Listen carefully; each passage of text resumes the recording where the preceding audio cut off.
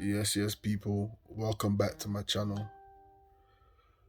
Don't forget to like, share, subscribe, whatever it is that these other YouTubers tell you to do, but do it for me.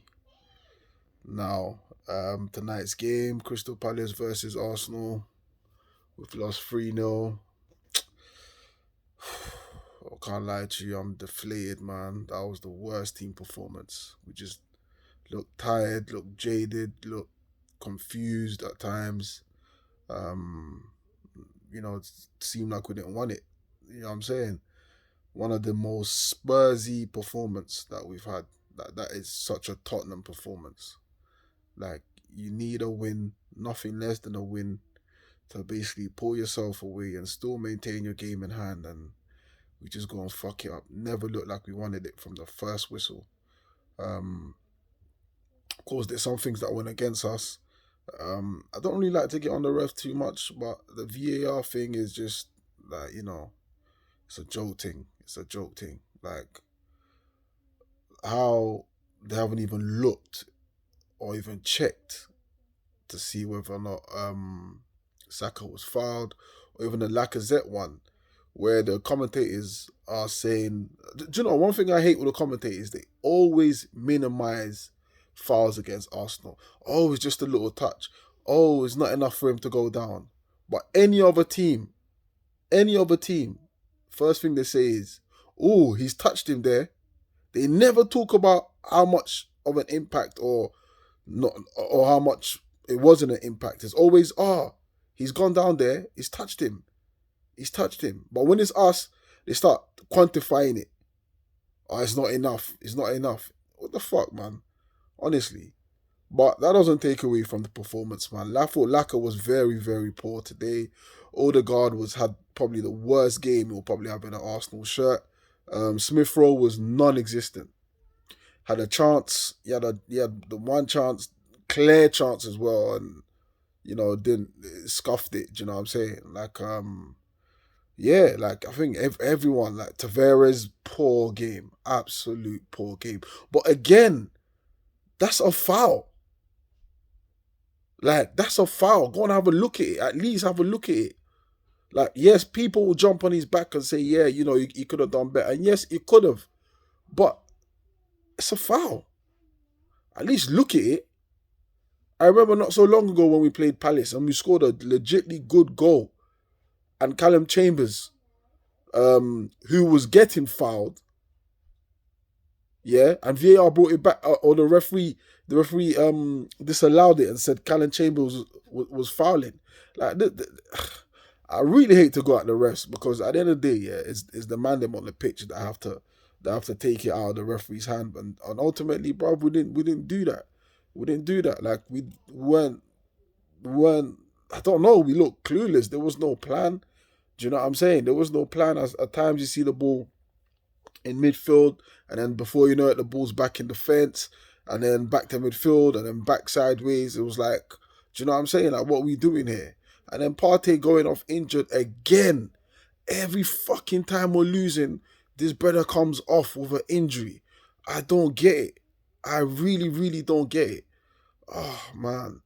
Like, I didn't go to the game today. Like, I'm out here with my family, but so you go to these games, yeah, and you just stood in the cold to watch that bullshit. To watch that bullshit. Like, I can't tell you who was even a shining light. I mean, Nketiah came on, tried the thing, hit the crossbar. It was a good shot, but you need a goal and you're bringing on Nketiah. That kind of says it all. Do you know what I'm saying? Like, man, it's bad. And even Ramsdale for the first goal, I think his positioning was a bit suspect. But he's probably expecting Tavares to deal with it. Do you know what I mean? But we are hopefully it's just a bad day at the office. Do you know what I'm saying? Like it's a bad day at the office. But also I think Arteta got his team selection wrong.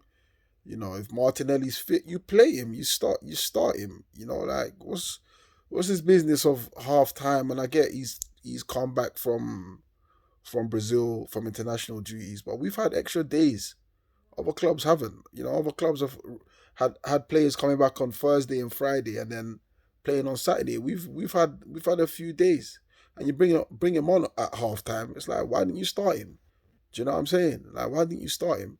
And I kind of see why now Smith Rowe doesn't really get a lot of starts. I kind of see. I said this to Robbie once. I think Smith Rowe's lazy. Like he's one of those players going forward. He's nice, but sometimes the dirty work is a bit lazy. Ball watches a lot, and before you know it, the game's gone past him. But he didn't do much today. But that's the whole team. That's the whole team. And what's happening with Tierney, man? This guy just gets injured. Like, honestly, I love Tierney, but if those rumors are true that Real Madrid want him, sell him. That injury record ain't helping nobody. Ain't helping. We've seen it in the past with players who have chronic injuries, who always get injured, and we keep them way too long, and that's hampering our progress. Like, I would sell him if Real Madrid want to buy him for 50 mil. Sell him, because his injury record is terrible. Honestly, it's terrible. Like, and then Tomiyasu, like, what's with Tomiyasu now? Like, I don't really want to rant because we've been doing so well, but these are clear and obvious things that are going wrong. Do you know what I mean? And you can see it in game time.